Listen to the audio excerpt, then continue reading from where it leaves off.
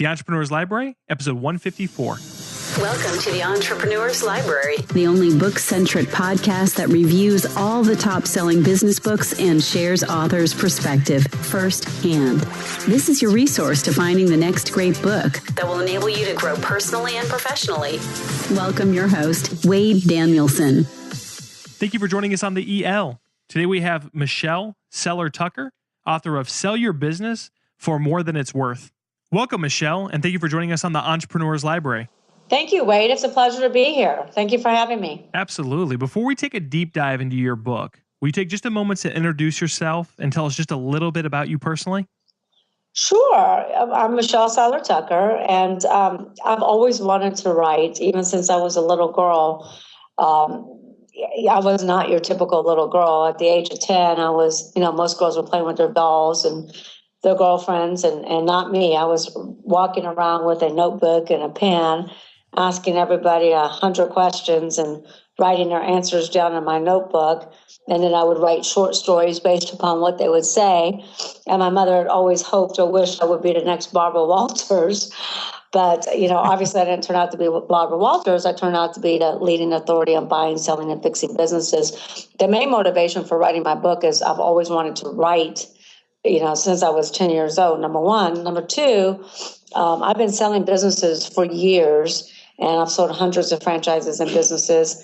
And many of my clients inspired me to write a book because the sale of a business is very confidential. Most business owners don't want their employees, customers, vendors, franchisors, landlords, attorneys, CPAs knowing they're selling a business for a multitude of reasons. So even after the sale of the business, it remains confidential. So I've helped so many business owners increase their revenue streams and plan their exit strategy and sell their business for more than it's worth.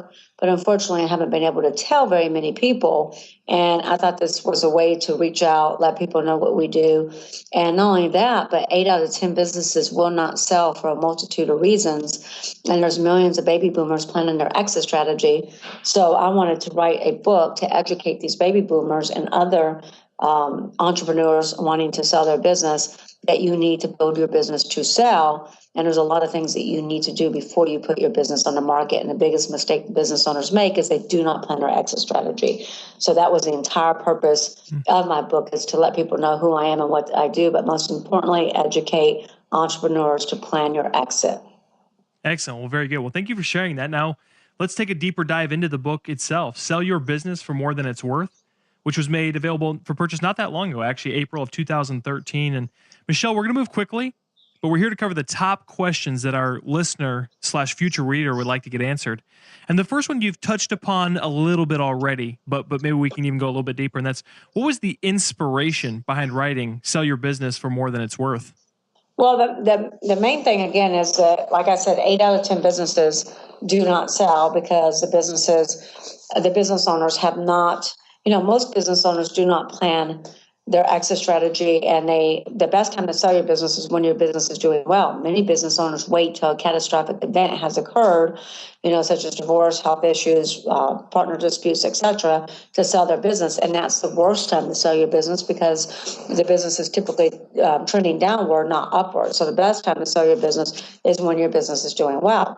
Not only that, but the other reason I wanted to write the book is because on average I obtain a 30 to 40% higher selling price for my client's business. And it's all about, positioning the business for sale and making some tweaks along the way and making sure that the business is going to be sellable and attractive to hundreds of buyers willing to pay them top dollar. And so 8 out of 10 businesses do not sell. I forget where I was, but the main purpose of the book, again, was to help entrepreneurs plan their exit strategy, know their end game. I mean, most entrepreneurs have no idea what they want at the end of the day. And I always work with my clients to help them determine what is their ultimate sales price. What do they want to sell their business for? And, if that's a $10 million number, then know your end game, know who your buyers are going to be, know exactly what those buyers are looking for, in purchasing a company, and then know your current evaluation, where you are today, then reverse engineer your desired sales price and create a step-by-step blueprint that will help you build a business that will be attracted to those buyers willing to pay you that $10 million sales price. Most business owners don't do that. They don't identify what their end game is, what their desired sales price is, and who their buyers are going to be. And they build a business that will be attracted to those buyers willing to pay them top dollar for their company. So that was the main reason I wrote the book. So Michelle, there's a lot of books out there on selling a business. So what makes your book different from others regarding the same or similar topic? The big thing that makes my book different is, well, number one, there's not a lot of books out there. There's only a few about selling your business. And what makes mine unique is I'm an actual business broker. I actually sell businesses. Not only do I sell them, I buy, I fix, and I sell. I'm considered a leading authority in buying, selling, and improving businesses from my peers. Plus, I've owned and operated several successful businesses. So I'm writing from the perspective of an actual business owner who has bought and sold and improved businesses. And I'm writing on the perspective of a business intermediary, a business broker who has worked with buyers and sellers to help create win-wins. So I'm writing from a totally different perspective than many of these, well, a few of these authors, because like I said, there's not that many books on a subject of how to sell your business. Excellent. So Michelle, how did you structure the book? How would you suggest the reader engage with it? Is this one that they can read from front to back? Or is that the way you designed it? Or did you really design it so they can jump in and jump out as needed?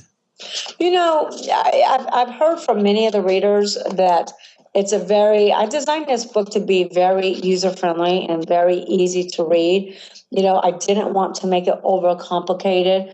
I could have done that, but I wanted it to be an easy read and an enjoyable read and something that they could read at their leisure or jump in and jump out. And many of my clients have said it's a great reference guide. A lot of people have read it from front to back cover. A lot of my clients have read it from front to back cover, but also use it as a reference guide. And when I'm working with my clients to help them either improve their business and or sell their business, you know, they say, Michelle, your book helps me to really understand what you're saying, and it reiterates what you're saying and reiterates what you're educating us on and what you're trying to accomplish with not only selling our business, but improving our business during the process. So the book is really an easy how-to, step-by-step blueprint of how to make sure that your business is sellable and how to build a business that buyers are going to want to buy. Michelle, now we're my favorite part of the entire interview. And that's where I really want to just hand over the mic to you now that you've given us the purpose, the background behind the book itself, and really take the next couple minutes, 5 to 8 minutes, and let us know what we can expect to get out of your book. Will you do that for us? Sure, I'd love to. All right, so I'm going to kind of walk you through the entire book from chapter to chapter, so the readers will get a better idea of what the book lays out. But, the first thing that we talk about is chapter 1, what will make my business sell for maximum value in the quickest amount of time. That's what all business owners want. All business owners want to sell their business for the maximum value in the quickest amount of time. So I walk my readers through everything that a buyer looks for. The first thing buyers want to know is they want to know about the industry. Everybody thinks, it's about the numbers. It is about the numbers when you look at buying a business. But at the end of the day, buyers want to know, what is the industry? What type of industry are you in? Is it an industry on the way up or an industry on the way out? Is it an industry on the way up like Facebook, or is it an industry on the way out like Blockbuster? And buyers don't want to buy an industry that is dying. They want to buy into an industry that is thriving. So the first thing we do is we talk about industries that are on the way out and industries that are on the way up. And I help my clients, readers, identify with their particular industry. And if it's not a thriving industry, then I'll work with the readers and my clients to help them diversify their business and add congruent revenue streams and add additional profit centers. So just like Blockbuster, there were a lot of things that Blockbuster could have done when Netflix came in to keep them on the cutting edge, but they kind of just turned a blind eye and did not reinvent their business. And that's what I work with my clients and readers to do, is look at your existing industry and see if you need to add congruent revenue streams. And then the other, chapter 3, we talk about the more years in business, the greater the return. You know, if a business owner's only been in business for less than 5 years, the chances are they're not going to get a very high multiple for their company. And the reason for that is because there's just not enough stability there. 85 to 90% of all businesses will close in the first 5 years. So the longer that business has been in business, the higher the multiple, the higher price we can sell their business for. And in chapter 4, we really dive into the business and we talk about customers are the fuel in your business. Without them, you run out of gas. And, you know, it goes back to the 80-20 rule. Typically, 80% of your business will come from 20% of your customers. But then there's a lot of businesses out there that we work with that have all the revenue tied up into, 5 to 10 customers. And that can be really detrimental. If you lose a client, 1 or 2 clients, and it can be detrimental to your income and absolutely detrimental to selling the company. So we work with our clients and our readers in how to expand and improve their client base, how to determine what their customer acquisition cost is, and how to really ensure that they have a healthy customer base. And then in chapter 5, we really dive into chapter 5, and it's one of my favorite chapters, Wade, because this is where we ask the question, is your business based upon brand loyalty or location loyalty? And that's a question that every business owner needs to ask themselves. Is your business based upon brand loyalty or location loyalty? Brand loyalty means that customers will go out of their way to purchase your products and services because you have a great brand, you have great name recognition and brand awareness.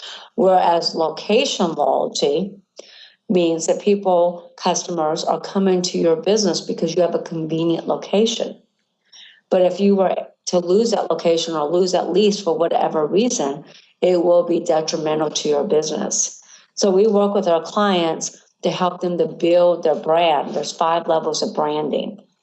And we help them to go from brand absence, which is where 95% of business owners live, is in brand absence, all the way up to brand advocacy, where other customers are selling their products and services, because it's always better when someone else sells you rather than you selling yourself.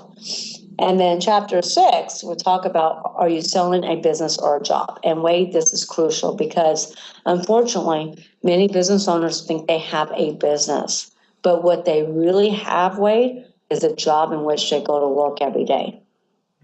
So some businesses are not sellable. For instance, if you have a plumbing company and a plumber works out of their house and they don't have any employees and they have independent contractors, they don't really have a business, because if we sell that business and you pull the plumber out of it, there's nothing left. Same thing with photographers. You pull that photographer out of the business, there's typically not a business left. So you got to make sure that you have a business. So we work with our readers and our clients to create a business that works for them rather than working for it. And in chapter 7, this is where the rubber meets the road, because chapter 7 is about report all your income or lose huge profits in the sale of your business. There's 30 million businesses in the United States, and about 99% of them are small business owners. The majority of small business owners will run personal expenses through their business, and a lot of them will have a cash component. You have to do financial house cleaning. You have to know what you're running through your business. You have to keep good books and records. And if you can't prove the personal expenses that you're running through your business, then you cannot expect to get paid for it.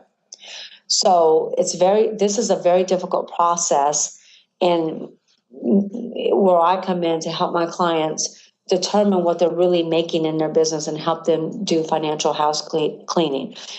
Because most business owners live out of their business, and they've been doing so for so long that when I ask a business owner how much they're making in their business, most of them look at me like a deer in headlights. They have absolutely no idea. So it's taken me, for some businesses that I work with, it's taken me 3 to 6 months just to do an audit and go through their books and records to determine what their seller's discretionary earnings really are. So we spend a lot of time trying to define and clean up the financial records. And then number 8 is the key elements to determining what a business is really worth and selling it for more. There's so many misconceptions of how much a business is worth. CPAs are not always the best people to determine what a business is worth. I have a lot of clients that come in and tell me that their CPA said they could get 10 times gross. Well, buyers are not going to pay 10 times gross. So there's a lot of different myths and a lot of different misconceptions as it relates to evaluations. I walk the clients, I walk our readers through exactly how businesses are evaluated. And it's based on numbers, but it's not only numbers. We take into consideration the intellectual property. We take into consideration if there's any trademarks, patents, trade secrets, trade recipes, websites, database. Databases are a huge asset in a company, and which many times are undervalued because people don't know how to value them properly. So we look at how long the business has been in business. What is the intellectual property? Are there any contracts in place? Are the contracts transferable? And then how long, what is the location? Is the business based upon branding, or is it based upon location loyalty? The better the business is branded, the more well branded, the more money we can get for that client. The Coca-Cola brand alone, without any assets, without any inventory, without any cash flow, is worth over $1 billion just for the brand. So we really dive in to teach our readers how to go about evaluating the business. And you really should know what your business is worth on a quarterly basis. So I'm going to ask you for something that I think is fairly difficult, and that's that you just went through a ton of phenomenal information that the business owners need to know. Yeah, and I have more. And this next question is asking you to take it down and break it down even into, I guess to put even that in a nutshell. And that's, if the reader can only take away one concept, principle, or action item out of your entire book, everything you just took the time to discuss with us, what would you want that to be? I think the most important thing is to plan your exit. Know your desired result. Identify who your buyers are going to be. Know what your business is worth today, and reverse engineer a step-by-step blueprint to help you obtain your ultimate sales price and build your business to sell. Excellent. Okay, very good. This next one, Michelle, is kind of a different kind of question because I'm asking you, do you have a favorite quote that you wrote in your book? And will you take a second to explain it? That's a tough question because I have so many great quotes. For me to name a favorite is difficult, but I would say one that kind of sticks out is no rearview mirrors. No rearview mirrors. I never look back. I always look forward. Yeah, that's excellent. We'll reference that in the show notes. The worst thing about asking people for quotes is someone's walking, running, driving right now, and quotes kind of require you to reflect a little bit. And so we'll put that in the show notes so people can go back and look at that. Okay. And Michelle, my last question is, if there was only one book you could recommend to our listeners based on the way that it's impacted your life, created a huge change for you, what book would you recommend? That's another tough question because I have 3 that are my top favorite other than my own book, Sell Your Business for More Than It's Worth. But I have 3. I would say if I had to narrow it down to one, it would probably be Millionaire Mindset with T. Harv Eker. Excellent. What are the other 2? We have a little bit of extra time. What are the other 2 you recommend? The other one, it's a close second, is Rich Dad, Poor Dad with Robert Kiyosaki. And then The Art of the Deal with Donald Trump. Excellent.